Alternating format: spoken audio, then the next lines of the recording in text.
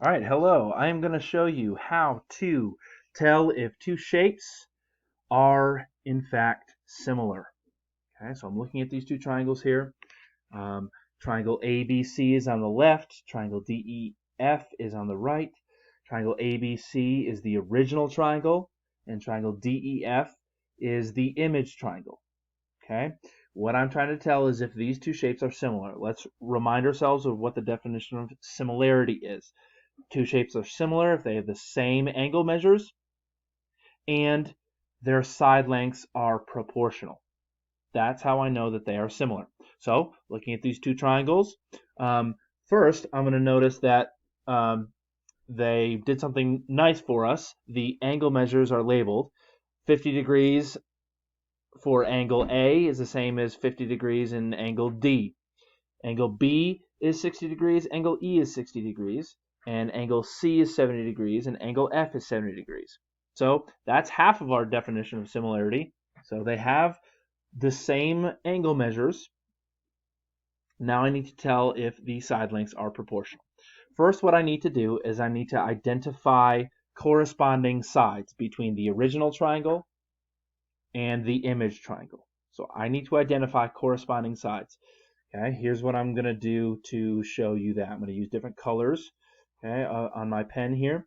I can tell that 10 and 20 are corresponding side lengths because side AB is corresponding to DE. Well, how do I know that? Well, because side length AB is between 50 and 60 degrees, and side length DE is between 50 and 60 degrees.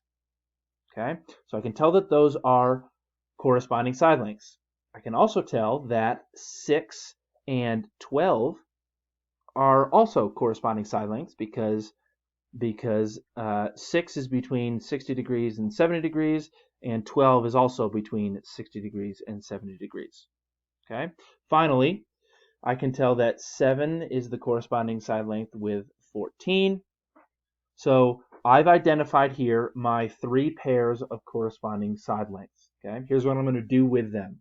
Okay, here's what I'm going to do with them. I'm going to take my image side length and I'm going to create a fraction with the original side length. I'm going to create a fraction here for each one of these. So I'm going to create three fractions here. Okay, first I'm going to create a fraction with the 20 and the 10. I'm going to take the image side length, 20, and put it on top of my fraction, and 10 is the side length of the corresponding original side length. And so there I have my fraction 20 over 10, and that simplifies or reduces to 2. Okay? That doesn't tell me anything so far. Okay? That doesn't tell me anything so far. I need to check all three of these corresponding sides. So now let's do the 6 and the 12. I'm going to take my image side length. Remember, triangle DEF, the bigger triangle is the image triangle. So I'm going to take 12 and put it there. Okay? And put it on top of 6, which is the corresponding original side length. 6 over 12 reduces to, or simplifies to, 2. Okay?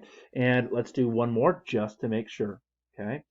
The image side length on the bottom there is 14, and that corresponds with the original side length of 7, and that simplifies to 2 as well.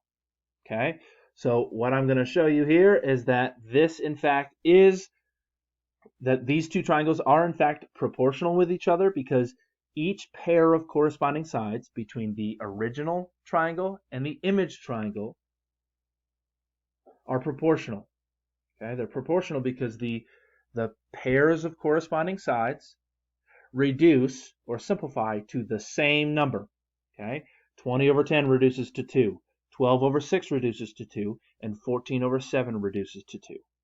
Okay, because they all of these pairs of corresponding sides, all three of these fractions created by the side lengths between the original and the image all reduce or simplify to the same number.